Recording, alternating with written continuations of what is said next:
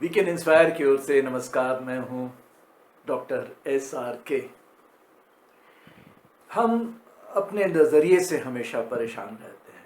We have a certain perspective about everything and that's because how we are brought up, what is the environment around us, what we learn in our school, college etcetera.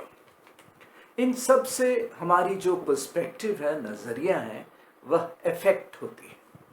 जैसे अक्सर हम सोचते हैं कि जो slums में रहते हैं वे साफ सुथरे नहीं रहते होंगे, या जो बहुत जोर से हंसते हैं वे इनडिसिप्लिन्ड हैं, या अगर कोई पर्टिकुलर रिलीजन फॉलो कर रहा है तो वह दूसरा रिलीजन के लिए अपने आप को फ्लेक्सिबल नहीं करेगा, या उसकी अपनी रिलीजियस बिलीफ के अनुसार वह सही नहीं है।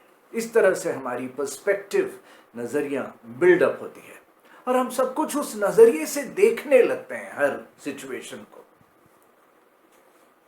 यह एक अच्छे पर्सनालिटी का द्योतक नहीं है। It's not a sign of a good personality.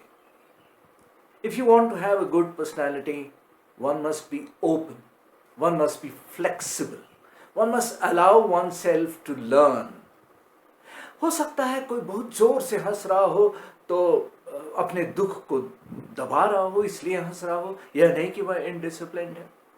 या हो सकता है कोई अपने घर से परेशान होकर के निकला है और यहाँ पर सोचता है कि चलो हंसकर जोक करके अपने आप को प्रकट करते हैं, जिससे अपना दुख बाहर में प्रकट ना हो।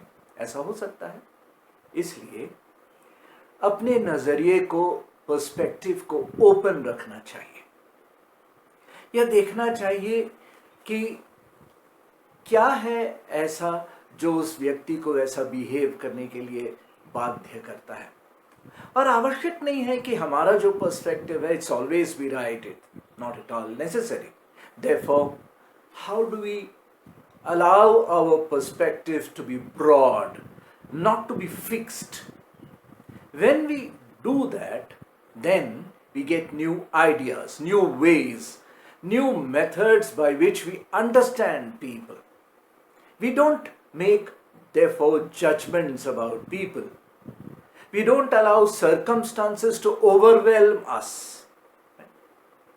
Then our perspective is able to bring about a proper outlook of that circumstance and the people in that circumstance.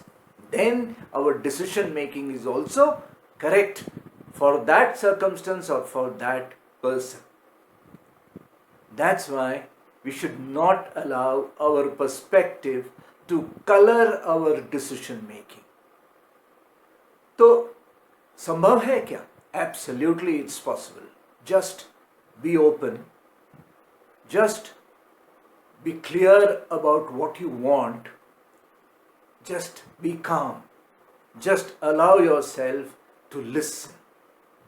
Allow yourself not to judge others by our own beliefs and practices. Thank you very much.